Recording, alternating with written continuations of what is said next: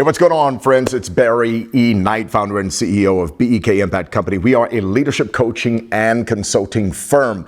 Listen, I want to welcome you to the leadership class coaching session. This is something that we try to put out every single week to basically work with leaders to help them achieve breakthrough success in what they are called to do. So do me a favor, if you're watching this on YouTube, go ahead and subscribe to our YouTube channel, like our pages, and just follow us on all social media. I'm on IG, Instagram, Facebook, and LinkedIn are the main ones that I'm posting on. So we would love to have you just get involved with our content. So in the leadership class coaching session, I generally talk about just leadership principles and topics that help you kind of move your leadership, personal leadership forward, or even advance your organization. We have a lot of programs that we've developed for you, but this one is going to be quite different. So please get ready. I'm just talking. My videographer is here and he's push record, and we're just going to share. I'm just going to share from my heart on some very, very prominent leadership topics. Now, if you've been following me on social media, you probably saw that I posted a video and I talked about, I'm always posting online about leadership. I'm talking about leadership principles and really inspiring and motivating leaders just to lead better, how to make decisions, how to get clear on your vision, how to build the right team.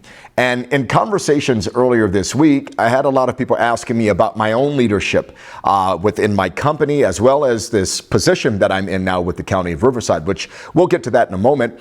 And I started to think about it, and I said, you know what? I don't really post a lot about my leadership and bringing the principles that I would normally post about on social media, now bringing these principles kind of in relation to what I'm doing. And I thought that would be fair, so I can take you into my world. Now, a bit of a disclaimer. I'm looking down at notes because I want to make sure I'm staying on point. So if you see me looking down, I have my phone here. I have some notes. So as a disclaimer, this could be controversial because I'm going to talk about quite a few controversial topics that are related to the work that I do. And so I can't skate around it. If I'm going to talk about my leadership and how I'm leading, I have to talk about these topics. And so they're very near and dear to my heart. So I hope that you'll stay with me until the end. I never want to offend. I never want to jab at anyone or speak negative about anyone, any ethnicity, any group, any belief or identity. That's never my objective in terms of doing these videos. But I do want to share how I think about certain topics and how that relates to how I'm leading, again, in my role as the CEO of BEK Impact Company, which is my leadership company, coaching company, as well as this position in the County of Riverside. So if you'll bear with me, I'm going to encourage you as well to grab a piece of paper or take notes on your smartphone, your dumb phone, whatever you have, however you take notes. I think that'll be great for you to do. And just if you have any questions, put them in the chat and let's dialogue. I'm always open to hearing others' perspective. So as a part of that disclaimer, I am not an academic. I'm not an educator, even though some things I may touch on may deal in that space. I'm not a statistician, I guess you call it. I'm not really a data analyst person. However, I work with many of those professionals that I've talked to you about. I'm not a legal professional. I'm not a politician. So I'm going to try to stay away from that. What I am is I'm an observer of the world around me. And I look to seek ways on how can we do things better? How can we come together on certain issues and topics? And how can we find the common ground? Why? Because that's what leaders do. And if you're watching me and you are a leader, it's a guarantee. If you're leading more than two people, then there are diversity of different thoughts and opinions of how things should be done. And you have to, as a leader, know how to bring people together to achieve a common goal, purpose, or vision. And so hopefully in that, you're going to kind of pull out some nuggets. I don't really have any leadership points per se. As I said before, I want to stay away from the leadership points and just talk about leadership, talk about my leadership and how I'm applying these points that I'm posting for you. Do they come alive in my leadership? I think that's only fair. So that's what we're going to get involved in. This is just really a casual conversation. Again, I have notes. I'm going to be looking down, but I'm here with you. I'm fully present, and I just want to have a conversation. So, if you're sitting around a table like me, just push play and let's just have this conversation. and just sit back, again, take notes, whatever comes to mind, whatever you're thinking about, maybe some questions, maybe some different ways of looking at some of these topics that I'm going to be talking about. You'll really hear from my heart of what I'm sharing because I really love leadership. Now, about me. Here's some things about me. I am a Christian. I'm going to make that a part of my disclaimer. I am a Christian. I believe Jesus Christ is Lord and Savior. And I am in different environments where I share space with people of different beliefs. And I am a Christian, and what drives me are Christian values and everything. So I am also in this position with the County of Riverside, I might add, to kind of bring this together, is this position called Diversity, Equity, Inclusion Officer. Now, many people have kind of inquired, well, Barry, how can you believe in that stuff, right, and be a Christian? Well, that is a very good question. Hopefully somewhere in my talk, I will kind of spell that out of how I lead. Again, the purpose of leadership is to bring people together around a common cause, a common goal, and influence them in such a way and inspire them in such a way to where you get them to work together to move toward a common goal or a common cause.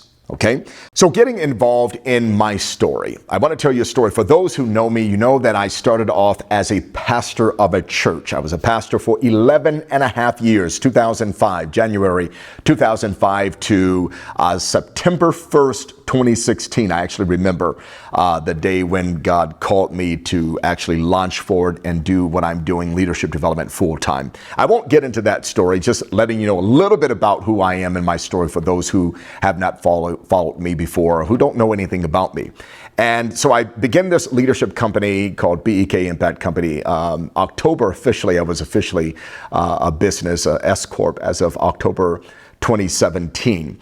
But how did I get into these two worlds? For those, again, who follow me, you know that I'm leading my company. I'm still speaking. I'm still coaching. I'm still doing all of our programs. But I'm also this, as I mentioned before, this diversity, equity, and inclusion officer for the County of Riverside. That is in Southern California, for those who don't know where we are located. So I'll tell you the story of how I got here.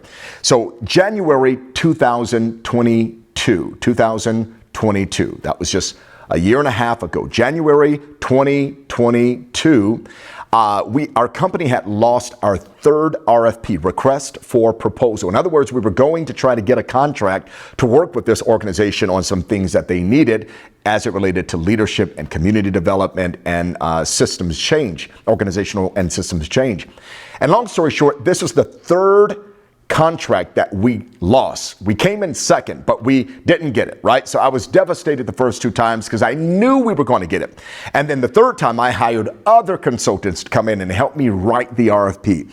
And I'm telling you, when we submitted that, we were on Zoom, but we had these virtual high fives going, fist bumps. We knew we were going to get this contract. Again, I'm just telling my story. Stick with me because I think you're going to get some value out of this. That's my endeavor, to add value. So I knew we were going to get this third contract, and we submitted it, and lo and behold, we did not get the contract. So it was my custom to always call the CEO of the company that actually won the contract. The great thing is we always came in second place. We were always in second and coming to get these contracts. Now, our company wasn't a big, $15 million, $25 million company like some of these companies were. We were roughly about $450,000 a year in revenue. But, that was good for us. But, it felt kind of good. I will admit, it felt kind of good to say, hey, we came in second, but it didn't feel good at the same time because we didn't come in first. So I would always get on the phone with the CEO and say, hey, listen, can you give me, first of all, I would congratulate them. Hey, congratulations on winning the bid for this RFP, request for proposal, and getting the contract. I believe you're going to do well. And I really meant that genuinely because I would look at their company and see all the other things that they've done. So that was an awesome thing for me to do, to really get their feedback, because I would ask them, can you help me so that the next time we submit our bid, we can hopefully be in your shoes and be the first in first place and win the bid. So long story short, they all agreed to do that, all except one. There was really 4 bids, but it was after this particular loss that I talked to the CEO and her team, her company's in Philadelphia, that it hit me. And this is the story of how I got to this position of DEI officer for the County of Riverside. How did I get here? in January, again, I had this call with the CEO and her team, and it hit me. I said, these people have industry experience. They've worked in government. They've worked in public sector, which is a lot of the industry that we would submit our RFPs for. And I said, I don't have that. I'm a church boy. I pastored for years. Even though my company, we consult with public sector executives and government executives and those in the nonprofit space, I didn't have experience working. And I said this prayer, literally end of January, this is after the call, end of January, maybe February of 2022. So again, we're still last year.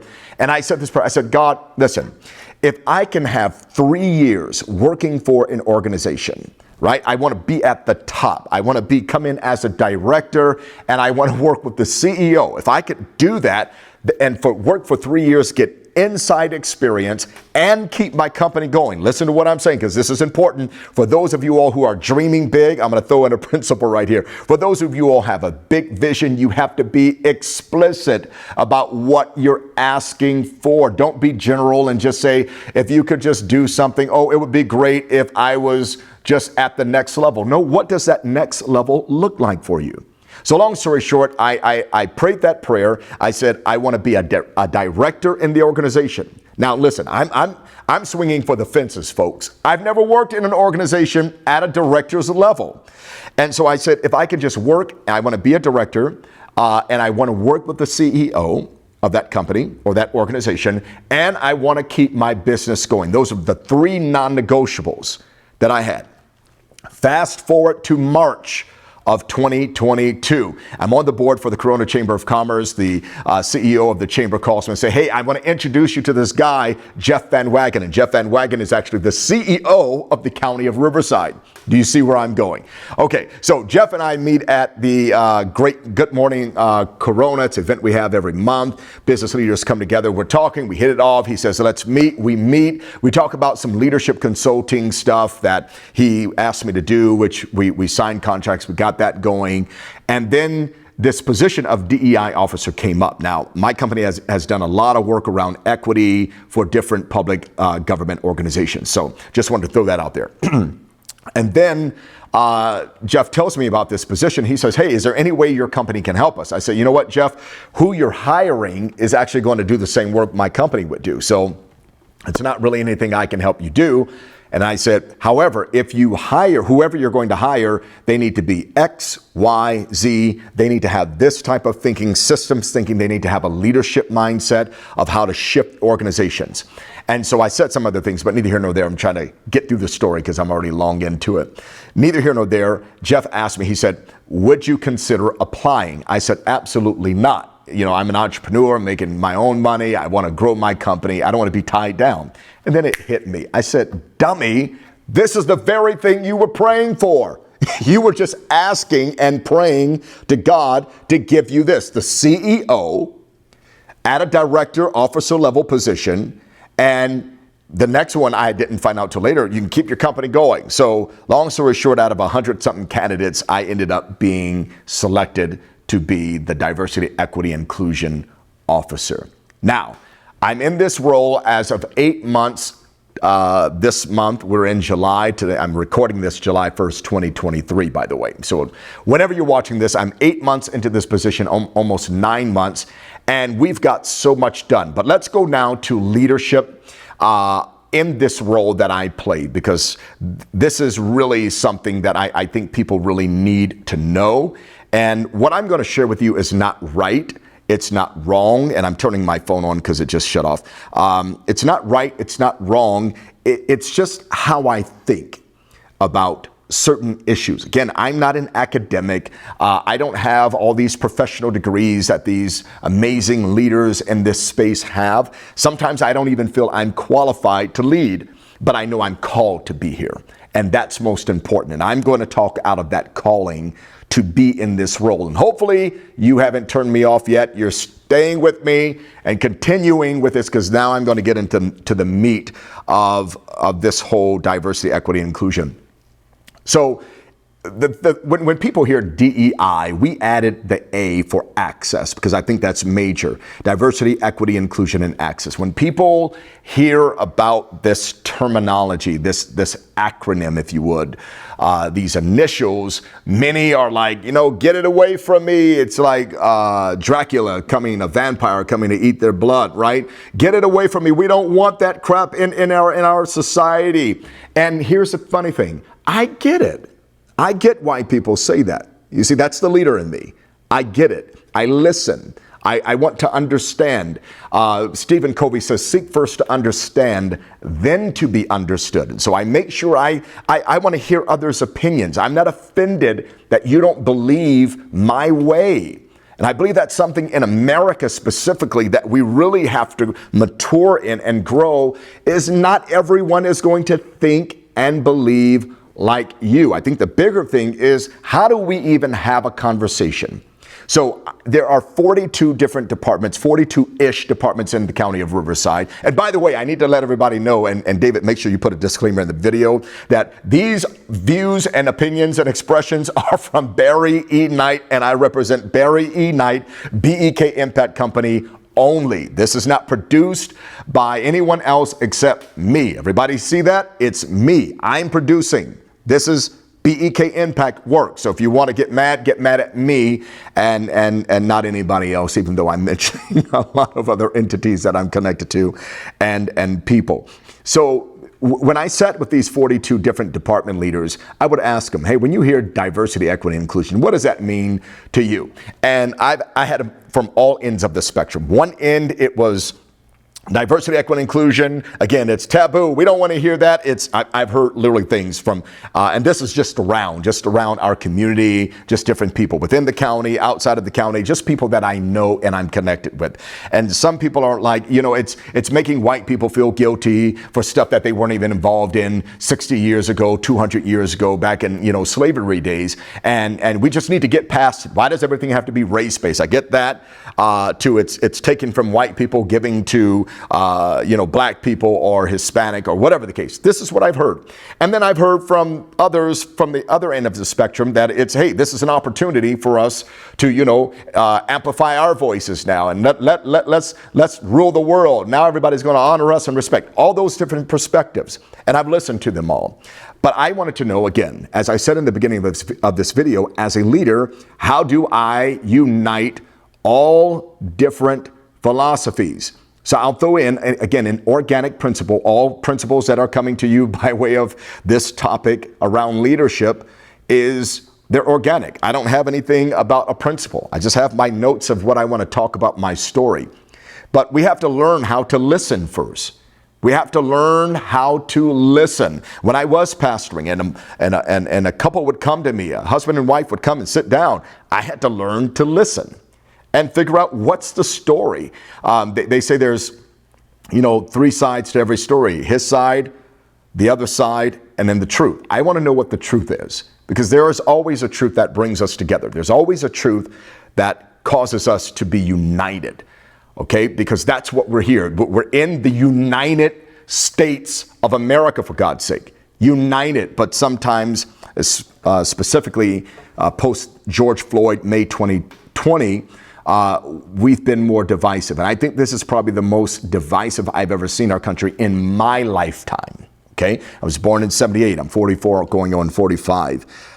August 11th is my birthday, by the way. Just thought I'd let you know that. So what I wanted to do is I wanted to really define diversity, equity, inclusion, and access. I wanted to define it. And again, this is not academic. I have many academic friends, and some agree with me. There are many that don't agree with me. But what I don't want us to do is be disagreeable to where we can't be friends and work together. When I look at diversity, when I first got hired here for the county of Riverside, somebody came up to me. We were at this leadership meeting and they said, Barry, look around the room. Where's the diversity? There's not a lot of black, executive leaders like us. And I looked around and I said, yeah, you're right. It's not a lot of black people at the top.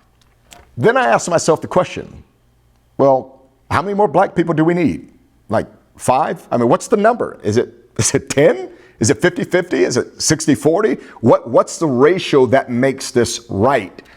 And what I begin to understand is one of the challenges with this conversation is it comes from our own mental model. How we see, how we perceive, and how we feel about the world around us. That's one of the things why we can't come to the table and really have a conversation. America has yet to build a framework to even have the conversation. And so while I'm talking about my leadership journey, I'm hoping I'm also spilling out some leadership principles to you and some ways to really dialogue about controversial subjects such as diversity. So when I begin to look at diversity, let's just start with diversity, I begin to understand that diversity is not an outcome. This is about what I'm doing in my leadership. Diversity is not an outcome. If diversity is an outcome, then we need more black people in South Dakota. Anybody, any takers? How many of you all are black watching me, black Americans that will move to South Dakota? Because it's not diverse there, right? There's parts that are. But in many parts of South Dakota, there is not a lot of black people, right? Are you going to move to a community just because there's not? Maybe, maybe not. But if diversity is the outcome, so there's a place called Coachella Valley out here, and it is probably 80 to 90% Coachella. If you remember, Coachella, you've heard of that before. But it's probably 89% Hispanic, but it gets like 125 degrees. I'm not moving to Coachella. So if they want to be diverse, they don't need me, right? So my point is, if diversity is the outcome, then that's the first thing. We need to move people from where they are and make cities more diverse. That's not diverse. Diversity is this. Diversity is how I'm bringing, again, this is my leadership. So what I brought to all of the county leaders is, let's look at it differently. Instead of saying, oh, well, you don't have a lot of black people on your team. Well, maybe there's not black people applying. Maybe black people don't get a lot of degrees in those positions. And this is the data that I had to pull, by the way. I had to look at the data, by the way. We'll get into that in a moment. So diversity is looking at who are we serving? Who are the people that we're serving? If you're an organizational leader right now, this is something that we're doing. Who are we serving? You have to know the ins and outs of the people that you are serving. And then ask yourself, is our staff equipped to speak the language, not just the native language, but also the cultural language, the cultural experience of this particular group? And if not, then we need to get people on our team to help us to be able to solve a problem, provide a service or a product to that particular people group. That is diversity. It's looking outside first. Who are we trying to reach? And do we have the representation to help inform us? Okay, so David is my videographer here. We're recording, it's Saturday afternoon, it's a very hot day here in Southern California. Let's say David and I are very intelligent people. I'm not gonna lie, we're intelligent, no false humility. We're degreed, we do what we do very well, right? Let's say we come up with this idea that we wanna create a product called Spanx. You all have heard of Spanx, right? Sarah Blakely's company that she sold. Spanx usually they were initially made for women. Let's say we came up with the idea, right? We came up with Spanx. And so me and David are smart. We're in there stitching and sewing and putting different patterns together, trying them on. I want you to imagine this, right? We're trying on Spanx. We're doing all of this and we're like, this is a great product. We could probably come up with a great product. But if we invited our wives on the team, the product would shoot through the roof. It would go to another level. Why? Because of their body temperature, their body type. It reads different than us. They go through different seasonal changes that we don't go through. Okay? And so that's diversity. That's what we have to bring to the table. This is what I'm bringing.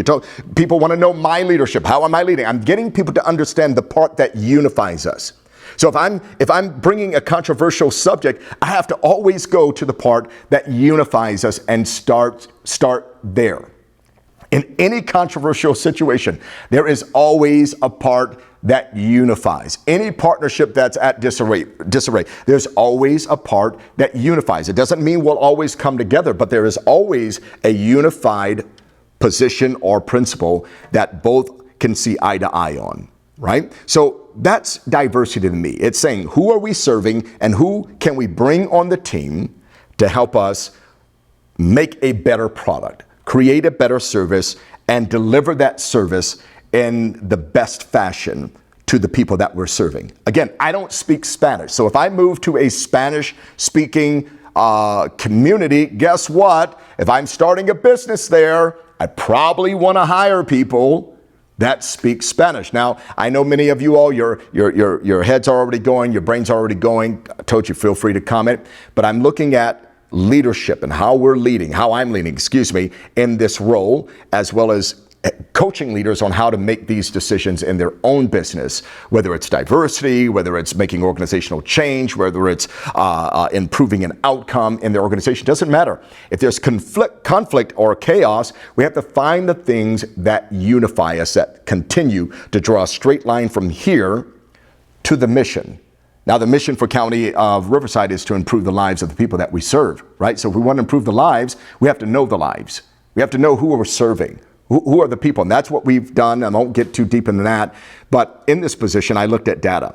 I didn't want to be emotional driven. There's a lot of people coming to me, emails, calls, sitting with me, and I appreciate them all and always welcome that from all sides to come sit with me and talk to me about their story and their purview of this whole diversity. People are sitting and they're talking to me, and I want to hear from them. But I also want to know, again, that common thread that moves us. What's the thing that's going to move us from here to there? That's an important thing about leadership. That's what I get to do. Equity is this. Equity, this is, again, my opinion. This is my thought. This is not only my opinion, but it's through research. It's through looking at data and how I've observed things working. I don't just want to talk about things, but nothing changes, nothing moves. I'm not that type of person. I need to move things forward. So when I look at equity is just simply, can everybody have the same opportunity to get from here to here? Does everybody have the same opportunity to get from here to here? Right? So if I'm going back to me and David, right? Give you an example, me and David. We build buildings. We build buildings. Now, if we build a 2-story building, that's great, right? Me and David would walk in, we'd invite our families. Hey, let's celebrate. Everybody's standing up around tables like this. They have drinks, they have cocktail. We're introducing this building we built. We're talking about equity, this wonderful building that we built, right? It's an amazing building. People are looking at the high ceilings at the next level. And all of a sudden people say, hey, let's go check out the second story. Let's see what's on the second story. Let's see what you guys did up there. We love what you did on the first floor. Let's look at the second floor now. But then there are about 30 people in the room that are in wheelchairs. Uh-oh. Do we expect them to go up the stairs the same way that David? Because we didn't put in elevators and escalators. Do we expect them to go up the stairs the same way? No. Now, could they? Could they? There's a possibility that many could just, get their way up the steps, get out of their wheelchair or get off crutches and canes, whatever, and just pull it, right? It's a little harder, but they could probably do it. Now, we would have to be very, incompassionate to see somebody doing that. Or we can say, aha, light bulb moment. Let's build an elevator and an escalator. Guess what that does? That just helps people do what other people are doing, but we're looking at maybe something that can help them do it to the same degree that we do it, right? So we can walk up, we can go up the steps, we can run up and down the steps. But here's the thing about equity that people don't talk about in America. Equity is, again, well, you're trying to make us look bad for having, and because you don't have, and because of blah, blah, blah, blah. Listen, I don't get into that narrative.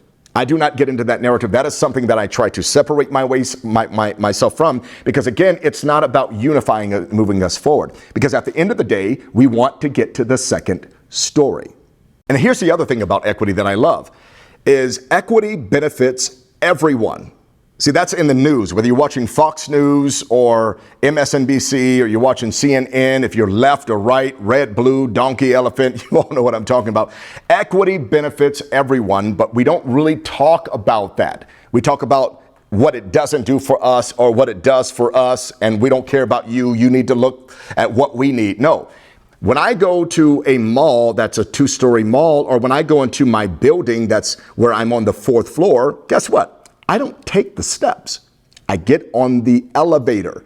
Why? Because equity benefits everyone. And so one of the things that I'm doing, again, going back to the beginning, is in my leadership, is I'm looking at this big controversial topic of diversity, equity, inclusion, and access. And I'm asking, what is the unifying point? The unifying point is our mission is to improve the lives of the people that we serve, right? In order to do that, we got to find out, again, who are the people that we're serving? What are the needs that maybe they can't get to that others can? And is there a way that we can build a process which also is about access? Can we build an elevator? Let's just call it that. Can we build an escalator that helps move them and immobilizes their socioeconomic status to go from here to here? And can we do it in a way to where it doesn't take away, but it actually benefits everyone? If you're an organizational leader, this is how you should think about leading in your organization. Is what I'm doing benefiting and lifting everyone? And that's kind of a challenge, again, because of this whole acronym DEIA, diversity, equity, inclusion. A lot of people, diversity, equity, inclusion, and access, some people add other terminology to it. And I'm not really a letters guy. You know, I just want to get the job done. Like, what are we trying to achieve? That's why God put me on this earth. That's why I'm in this position. That's why I'm leading my company, to help us achieve success in what we're called to do and make the world remarkably better for others.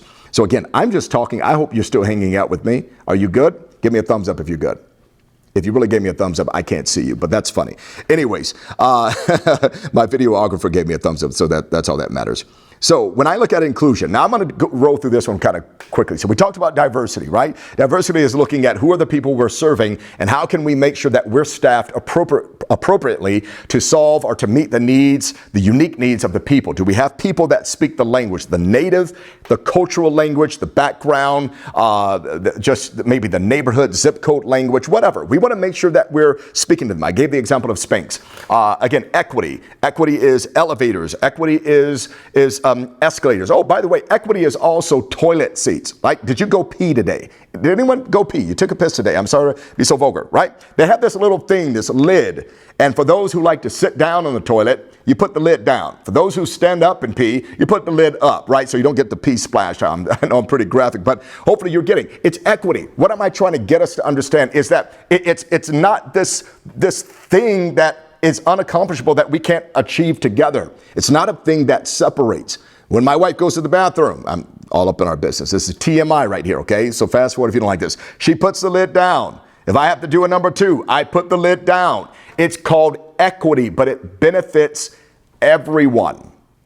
That's the leadership that I'm bringing. What's the benefit? What's the ultimate benefit? I try not to get into the acronyms. I try not to get into the letters, because that it defines only one person. And sometimes, I'm not saying always, this is controversial, right? I'm already in controversy land. But it can kind of define where it's kind of us for no more and help us and forget about you all. And that's just not going to work.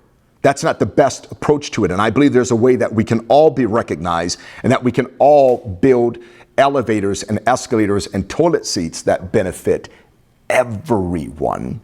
Right? So we're building it focusing on a certain population, but we're building it to where it makes the entire nation, state, city, community, economy beneficial or better for all. Now, when it comes to inclusion, again, I told you I'm going to be short, but I'm never short. That's the preacher in me. Get over it. That's just what I do. But when it comes to inclusion, let me start off with this. You're not going to be liked by everyone. Deal with it. Deal with it. I don't care what you call yourself. I don't care your ethnicity. Matter of fact, there are people who are exactly defined as you are who do not like you. Period. We have to really understand that we're not going to get the world to just love us and fall in love. What we need to make sure is, again, going to the word access, is that there are no barriers to you getting from here to here to here to here. So one of the things that I do in my leadership is I look at what are the barriers in the way. Now, I'm not talking about barriers that are perceived. I'm talking about real barriers. There's a second floor that we're trying to get to. We all said, let's everybody move to the second floor. But then there are immobile people or individuals in the room that it's a little difficult. Now, we can all help, but is there a better way to do it? That's what I want to look at. That's what I'm bringing. Access. Is there a better way?